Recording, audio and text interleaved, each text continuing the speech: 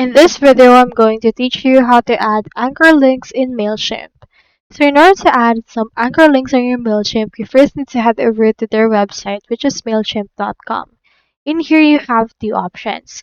You can either sign up if you don't have an account yet. You can just sign up using Google as well as email and the likes, and just input your details in order to sign up for a new account.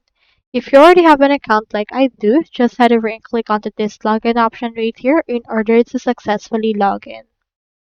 Now into this part, I already signed up and I already logged in.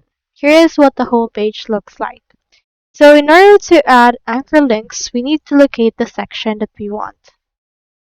Head over right here into our campaigns. And then in this, I have this email. Head over and edit it. We need to add an anchor point within the email content and link that anchor point from another part of the email or a button. Let's head over and edit this particular design. So in here, just navigate to the section wherein you want the anchor point to be. For example, we have in here this sign me up option, and we also have these parts. So for example, let's click on this part right here. And into this, we just need to head over and then drag a text content block to the desired location. We need to highlight this text and click the anchor icon from there. So for example, we have in here this text option. You can see this anchor option.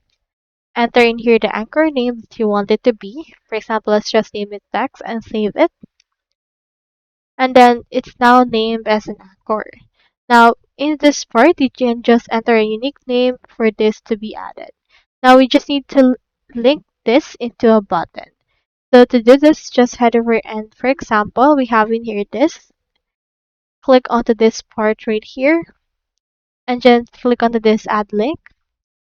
And then click onto this web and choose in here this anchor. And then just locate the anchor that we have successfully created just earlier. So that's how you add anchor links in Mailchimp. Hope this video helped you out.